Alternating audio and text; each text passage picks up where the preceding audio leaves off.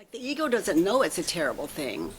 It just believes something into that unknown space, and that thing it believes into the space, projects into the space, is what they fear. So it's not death they fear.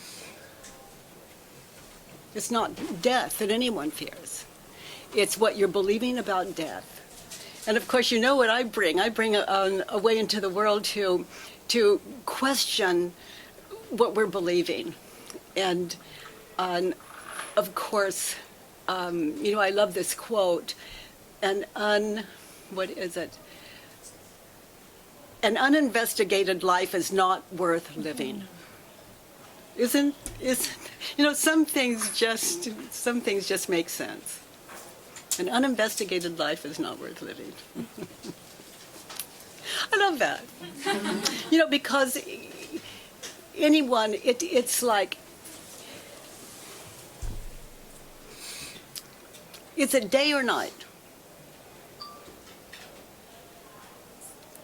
Are you... 2 and 2 make 4. I mean, if you can answer, what is the sum total of 2 and 2? 4. Okay, that's what we think here.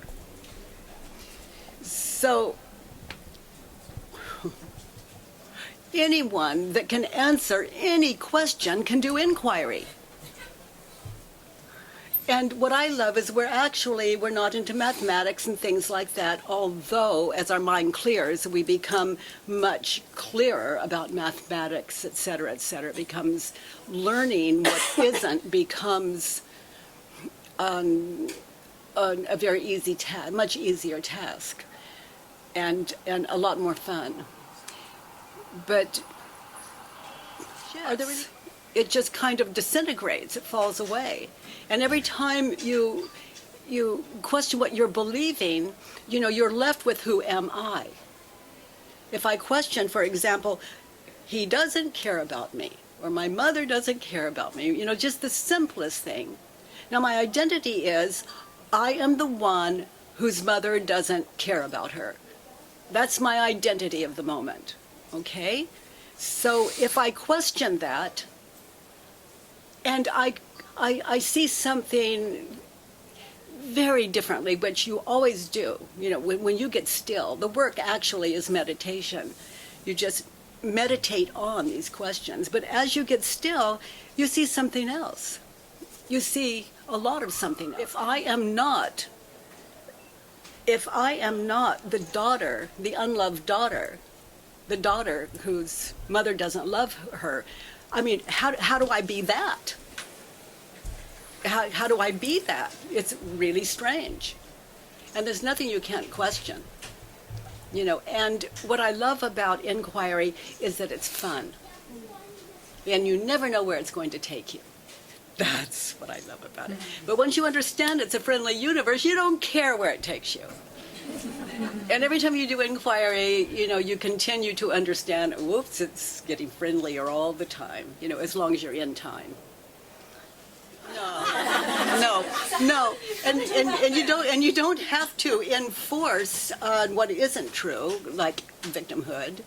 That's very true for some people that are still believing it. And it's true until it's not. And that's, again, why I love inquiry exists in the world here. So it's nice just to listen. And people project on to your silence, and they say, oh, she's just running so deep with this. She's really affected by this. Oh, I hope she's okay. She's in denial. Yeah. Or, well, not unless you open your mouth and say this is fabulous. Okay. Yeah. You see, you don't have to we don't have to spread our enlightenment. It is something that it's visible. You don't have to tell it. You don't have to, it's like, oh, I'm enlightened. What about you? It's not like that. It is just so pleasant to witness the believers, the ones suffering over this mastectomy, and to remember when you used to suffer too, and you become very humble, very quickly. It's hard to be a believer. It's difficult. It really is a life of suffering. Yes. Meditate on the questions, and eventually it's like the ego is saying, oh, something terrible is going to happen, and over here you have, within you, it's like a split mind. I'll just say it loosely that way. And this one, if it could talk, it would just say, are you nuts? But it's kinder than that. It's just awake. So the one that says, are you nuts? It's really just your ego again. But over here, there's just like, well, let's say pure knowledge, pure awareness. And so it's like something terrible is going to happen. And you sit in that. You take that. You meditate on, is it true, for example. And you go all the way through the other three and the four, and then turn it around and just sit in those. And this just educates this terrified, just imagine the terror. You don't have to, you feel it through emotions, but just imagine the terror of being a mind trying to identify as something without ever, ever, ever having a possibility of being something. Mind can't be something. Mind does not matter. So it's trying to hold this thing up. So eventually, as you sit in the questions, the ego begins to trust. For me, it's like a child, and it's just like it's just seeking the home in itself, in its wiser self. That's why, fear. So you feel it. So you do inquire for a while, and then eventually it's like, he's going to fire me. And the thought starts to happen. And is it true meets it, or a turnaround meets it, or you notice how you react when you believe the thought. It's all alive in you. It's just it's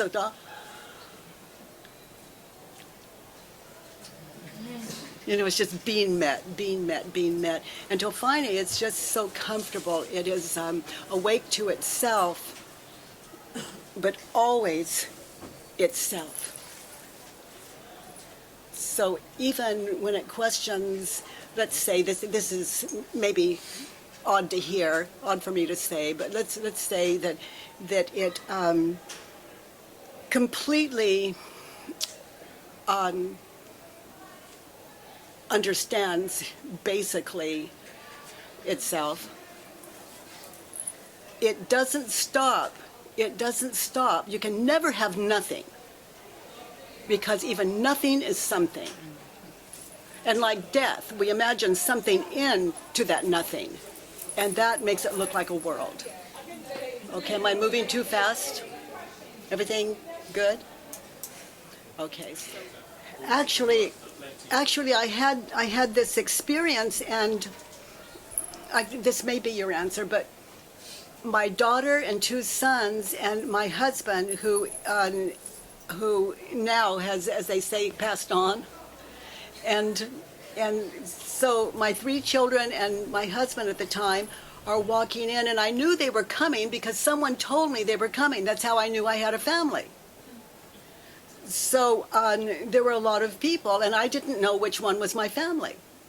So it could have been anyone, and it was anyone. They walked up and said, "Mommy," Katie. And I learned, it's like if you ask me my name, I say Byron Kathleen, that's the birth certificate thing, and you'd be amazed, no one has said, no one has said, and do you believe it? Because if they did, I'd have to say, how can I? Was that even remotely? Every moment of suffering, it's all the way home. And whatever that is for you, that's the way. And anyone with an open mind can do it, so I love the simplicity. And another thing I love about the questions is they don't say, "Answer me." So there's no boss there, and no one can own it. straight into questions, but could you please say what the work is about and what is its aim? And what is it? What is its aim?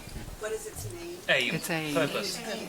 Yeah. Okay. The work is a way to identify what you're thinking. It's a way to identify the thoughts that you're believing, thinking. It doesn't matter. You can identify them and then question them. So that's the work. And there are 4 questions, and then we turn it around and just get very still, and as we're shown examples of that in that quiet place. And what is its purpose? To give you the opportunity to recognize something within you that could bring you peace. And that's not true. There's no purpose. If there were one, that's close. Yeah. No other. It's it's powerful because what meets it inside of you is the power. So we can't say the work is powerful. We can say that what responds out of you to those questions, that's the only power it's got, so it has no power. But as long as you think there's a you, you do. I'm sorry if you've covered this in your book. Apologies, I haven't actually read your book. You probably can't see it, but I'm blind, so I'd have to get an audio book of it. Well, but anyway, this is my questions. Here are the 2 of them. Sorry? you're blind, is that true? Yeah, I am, literally. I'm blind. I'm blind. Okay, I hear that. Yeah, okay, I literally am blind, not metaphorically. The point is, but no, the 2 questions, one of them is, I get panic attacks in the evening, and in a way, staring into, checking whether the door's shut and so on, and saying, have I checked this, have I checked this, have I checked that, and staring into those thoughts, taking apart whether it be in the Stoic way or a Buddhist way, and I'm personally more drawn to Buddhism, whatever way, it gives it more strength to thought, have you locked the door? Yes, I know I've locked the door. Would it be working if you hadn't locked the door? Yes, I've locked the door. And it just plays in my head. And the other question, the backstory to my life is that my wife died in December.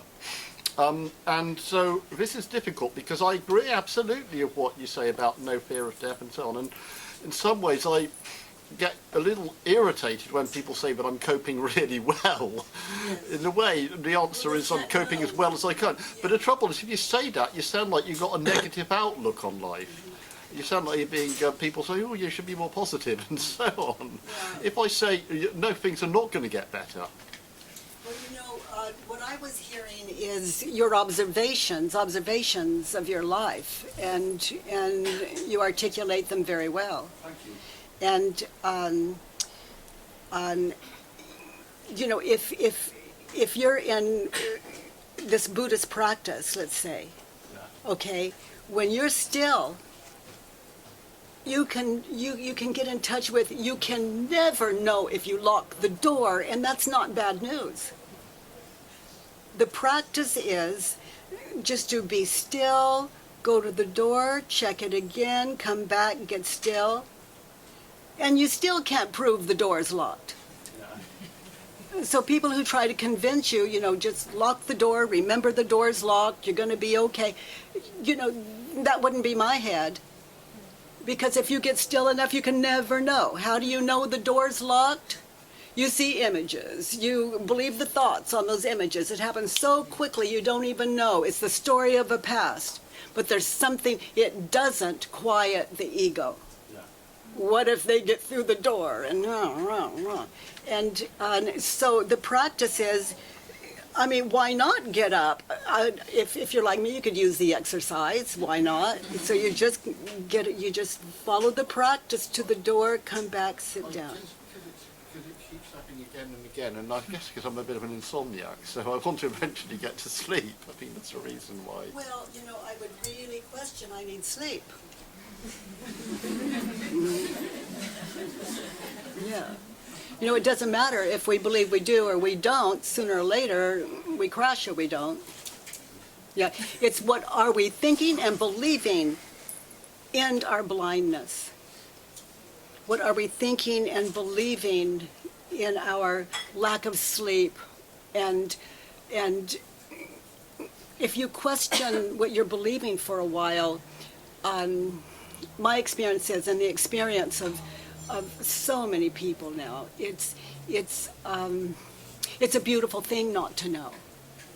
And it's a beautiful thing. You know, how do I know I'm not supposed to, not supposed to sleep tonight? I'm not sleeping. What a great opportunity to sit down and question a few beliefs. And when we're not sleeping, there are stories running, and whether you're attached to them or not, whether you believe them or not, whether they're unsettling or not, why not just question them? Be amazed what we find. And sweetheart, I don't know if you are aware of it or not, but I was blind at one time too. I had a disease called I love disease. Then that's just me. I had a disease called Fuchs dystrophy. Yeah, and very painful, very blind. Loved it. So when I say you're blind, is it true? I'm not just someone going around, is it true? Is it true? Is it true? You know, I loved that. I loved that. I mean, when you're sitting and you don't know if the door is locked or not, you have an experience of that door. You have an experience from where you are to the door. You have an experience where you're not blind. You know there's no wall between you and that door unless you have hit it. No one's blind. It's so much fun to get your eyesight back. You know, I used to just fly in the desert with that was known for big caverns and holes in it, unable to see, knowing that I know.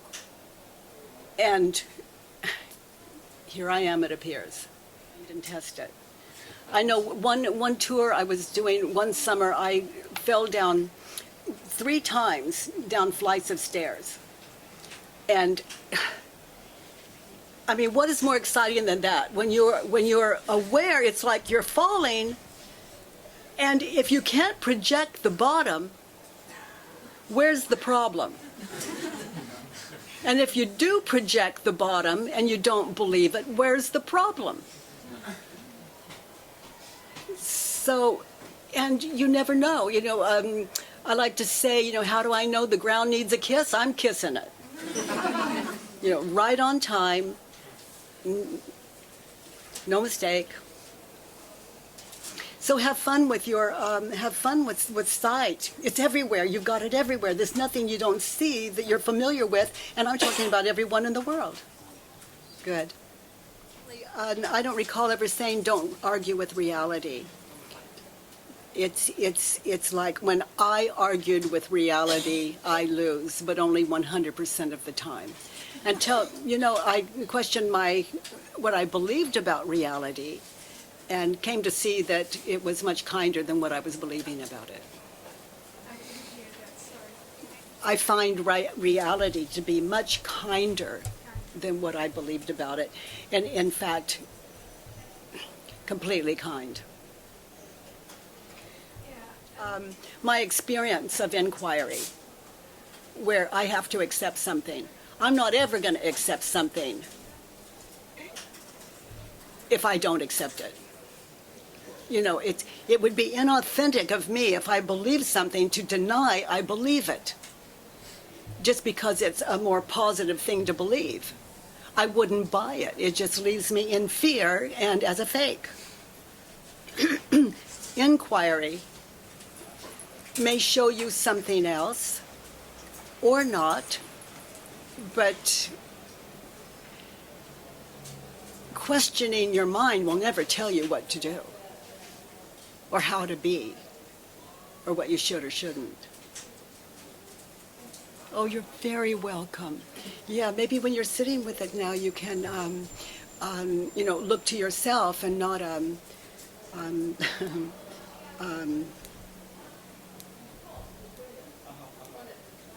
yeah, there's a depth in you that will meet those questions. That it's like the, you know, just sit in it as the don't know mind. Just ask, listen, wait, be, enlightened. That's another thing for me that I find very unknown. You say that's very Oh, to be with the exciting. unknown. You know, Yeah. I find it very Yeah, it's like a little child afraid of the dark. It imagines what's in the dark, and that's fear. Like you imagine what's in the unknown. And imagine anything. You could imagine anything. yes. Woo. Yes. I do the work a lot. And sometimes I find myself feeling maybe irritated or emotion, but I'm not able to find out what actually the concept is. So let life show you what the concept is. Like you're walking down the street and someone gives you the look. Okay, there's a worksheet. If you felt anything at all, aggression, hurt, disapproved of, if you felt anything, or maybe someone bumps into you and it looked like they were looking straight at you and they bumped into you. And you think, he's so rude. There's a worksheet. So I am shocked that this man could be so rude. That would be statement number 1 on the Judge a Neighbor worksheet. And then to get still in that moment that you felt the emotions rise, in that moment, with your eyes closed, and you don't have to close your eyes, you're blind. With your eyes, you're blind, you think. So with your eyes closed and you just sit in that moment and those emotions, in that moment, what did you want? And don't expect it to be wise or kind or anything, but in that moment, if the mind, let's say you're angry, in that moment, the ego's running, your mind it doesn't make sense. It's not wise. It's not, that's why you're angry. You understand? So you identify what you were thinking and believing in the moment you were experiencing that. So you collect those thoughts. And then you go to the next statement on the worksheet. Advice to that man. Thoughts. And the reason I love this, it's like, I am just so spiritual right now. But I'm going to go back in any state of mind that I experienced at 5 years old, at 10 years old, whatever that is in time. And I'm going to be there in that situation and identify the thoughts that were running that were causing the fear. The thoughts that were running that would cost me connection with that man that hit me on the street. Some man hits me on the street, it's like, perfect. It's just one more person to love and adore until they run from you as fast as they can. Some startled. Yes. I was sleeping on the floor one morning as I lay there asleep. Actually, a bug crawled over my foot. And I opened my eyes, and in hindsight, I can say there was no identification. And in that, it was like there was something born that was like looking out of holes, and it was like it was just wild, like that, only peace. And then the mind hit, and that's in hindsight. And then the mind hit. It's like this mind, there was nothing. And everything. And nothing. No words for that. That's why the work is so wonderful. I don't have to tell anyone my experience, even though I'm doing it. If someone asks, I'm always going to meet that. But in that state of birth, we might say in hindsight, the mind, it's like, boom, it hit, and all of a sudden, it's like this world was created, and everything had a name, and it was beautiful. It was hilarious. It's like, I mean, it's really something when you understand that you created the entire world. And that you didn't, it's just something.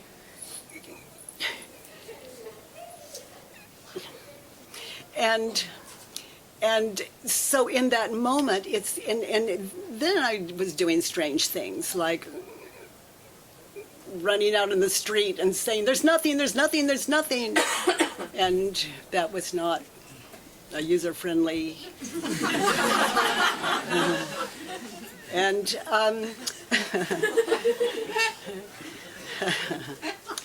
so and whatever was there, it was being passed on through word of mouth.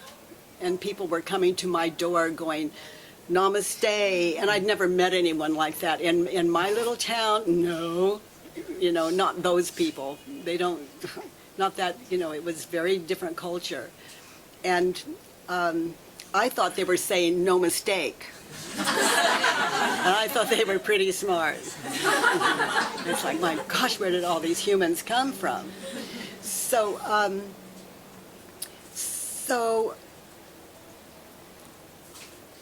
there was no way to tell it. You've all had some beautiful experience. And how can you tell it? You know, there are really no words for it. You just can't tell it and express it. It is something beyond description. So I found, because these people kept coming and coming, and then they started inviting me places, but I found that if through these questions that were present in that moment the mind hit, that I could ask them the questions. You know, they would say, he doesn't love me anymore. And I could say, is it true? And notice how you feel when you're believing that. And notice the images of past and future. Notice the mind and how it reacts when you believe that thought. And then the fourth one, who would you be without the thought? You know, just freeze it, look, witness. Just be still in that. So then turned around, he doesn't love me anymore, he does love me. And to sit in that. And that doesn't mean he does, and it doesn't mean he doesn't. This is exploration. And it's very revealing. You know, that I know mind, it can just go back to where it came from in it. And eventually someone says, I don't love you, and you think, it's amazing they don't know that they do. You know, but they'll catch up with it. It's their heart's desire. So the four questions in turnaround were just there. You know, there was nothing. There was nothing. And you find that in the fourth question when you sit in it. And a lot else. So that's the fourth one. And then the world was born. How did I react when I witnessed those thoughts? An entire world was created. And so when the mind creates it, you can see it's of mind. And then prior to that, I could see it wasn't even of mind. So all four questions and the turnarounds, it's just all there, born in that moment, and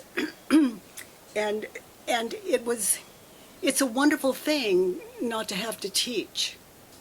It's a wonderful thing just to live life.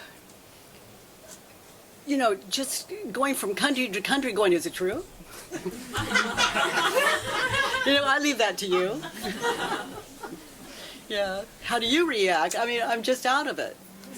You know, just witness, just connected, and it's really beautiful. Who cares if it's real or not? You know, life is a dream. Do you love it yet? That's all. Welcome. But do you feel that experience did come out of like an organic thing, that you were depressed and then when you had the experience beforehand, before you had this experience where you didn't know, you couldn't name anything? you were very depressed before that experience. Yes. So do you think it was sort of something organic that happened to you, or do you think it was a spiritual experience? I had a prayer. Let me die, and I didn't want to do it because I didn't, somehow in my head I didn't want my children to have to live with that, and that thought just kept me from doing it, as far as I know, and terror of the unknown, and. So it's like if you're living and breathing is so painful that you'd rather not. It's like in my case,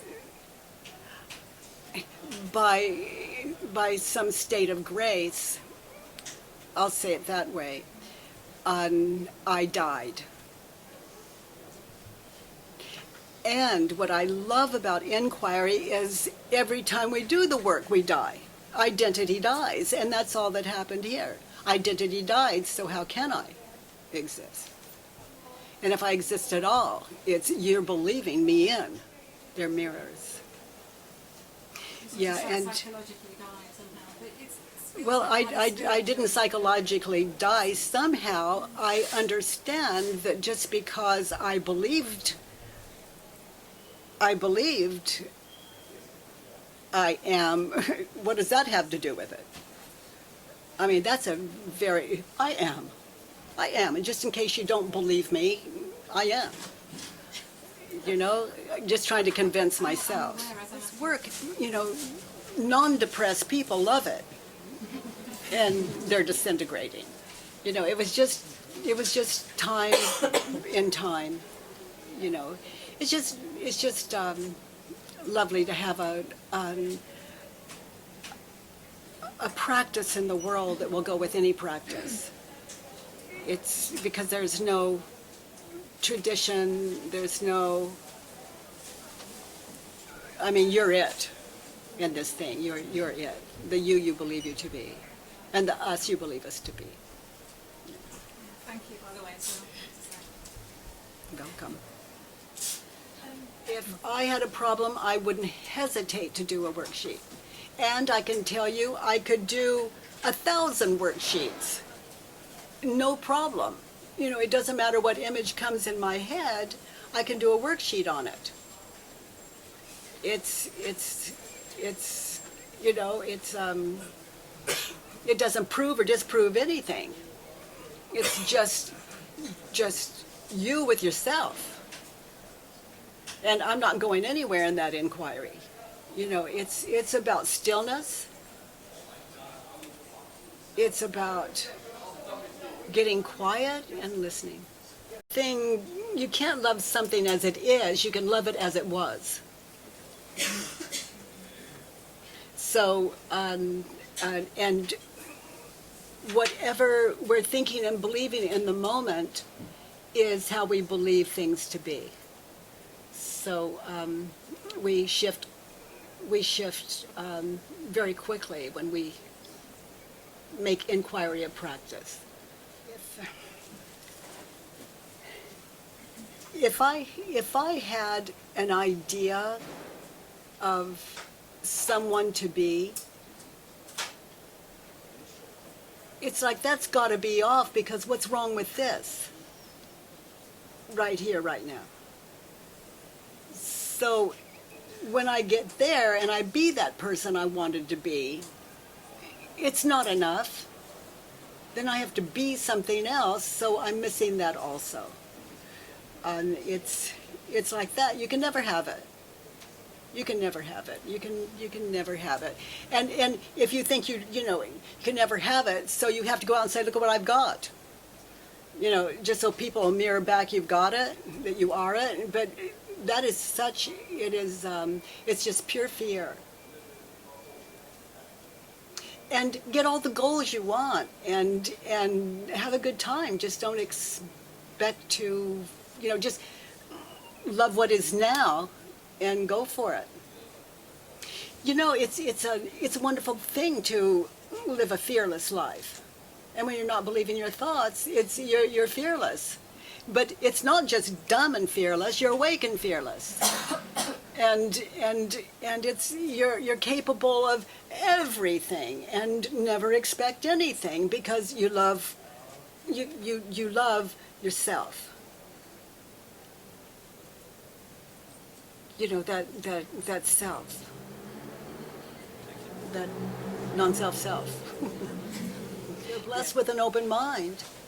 You know, some of us in those states, it's like, oh, this is, you know, this bed is so beautiful. Well, that's a lie. You know, we're just not, but you're blessed with an open mind. And an open mind can see something else. It's not stuck in... Did you say? Yes. What does that mean? You just said, what does that mean? That's what was. That was a second ago. So what's here now? It's gone. Too late. It's over. Yep. That too. It's magic.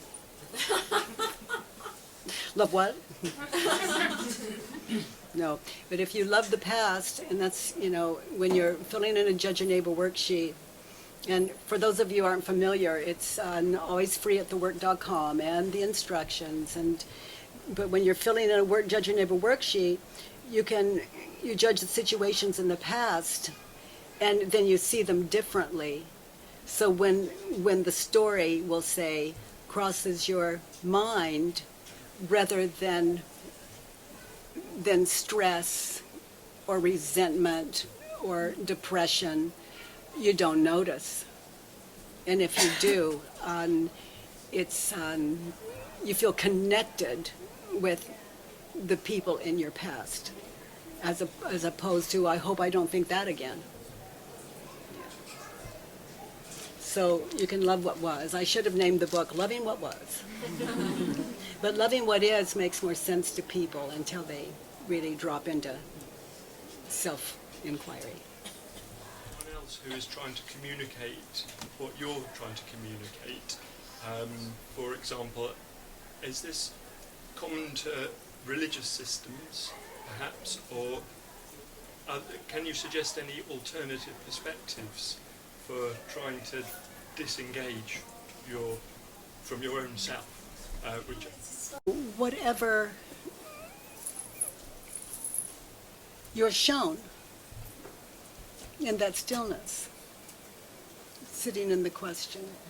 So whatever that is, but I had no idea that it was going to be kind. I was ready to meet anything.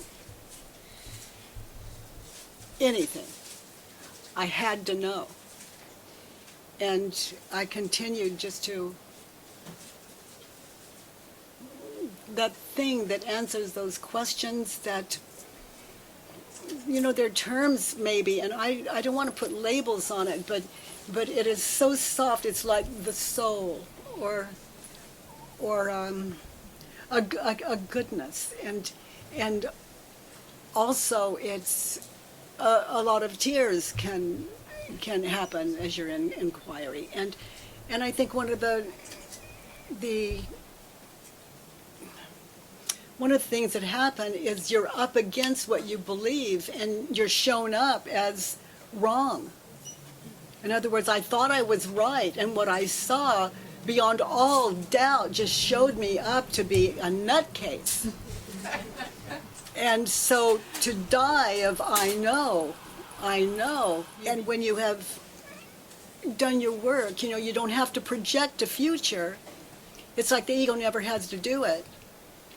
Because once you understand it's a friendly universe, it doesn't bother. It's just, there's an excitement running all the time. You can go, oh, God, I'm so tired. And that excitement is running. It's going, oh, I'm so tired. Inside it's going, not true, not true. And it's not just telling you that. You're just awake to it, and you don't even hear the words. You're just noticing, noticing, noticing. And you turn out to be, you know, just hilarious. Oh, I'm so tired. You know, well, that's not true. Oh, I think I'll go to bed now. I mean, how would I know that? I mean, if I'm on my way to the bed, how do I know where I'm going? You know, you're always guessing. And then when you get to bed, you know, your mind goes, oh, I did it. I mean, that's a past. I mean,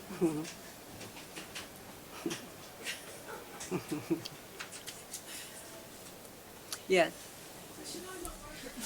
But it's a starter.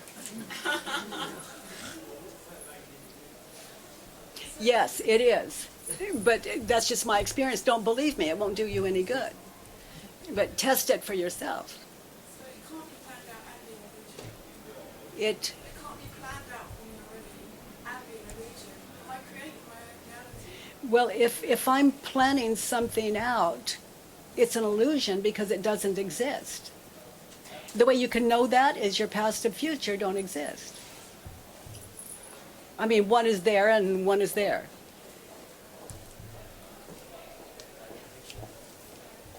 Which really now is a concept that, you know, sooner or later you lose it. You would say. And you hadn't come into my life at that point, but all wonderful things flowed into my life from that point on, and one of them was you. And I've had so many wonderful spiritual teachers, from my children to my husband to the people around me, from life, myself.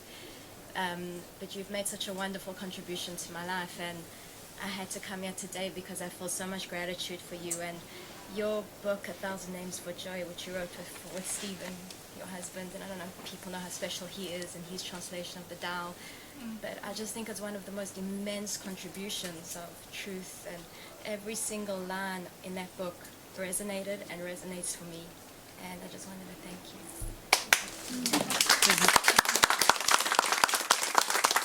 Like, it was Irish blood in me till I was about 55 or 60, something like that. And then 58. He's my frontal lobe. Good or bad? Then my mother informed me that no, in fact, it wasn't true. So how can you be Irish when your mother tells you you're not? You can only be Irish when your mother tells you you are. That's very Irish. Yeah. So yes and no. You know, just, you ask me, are you Irish when? When you're, yeah. Yeah. For me, it's like just hooking up with the family again, you know, and just being together like this, and it's so beautiful to have family all over the world, and it's so beautiful to understand that there's no one in the world that is not your family. When you understand how the mind works, it's there's no one outside of it, so it's always yourself. And thank you for inviting me here, and I love this. I love this bookstore. Just, You can imagine you need to go down the stairs, and it's awesome. yeah, I've had the tour. We love you. Thank you.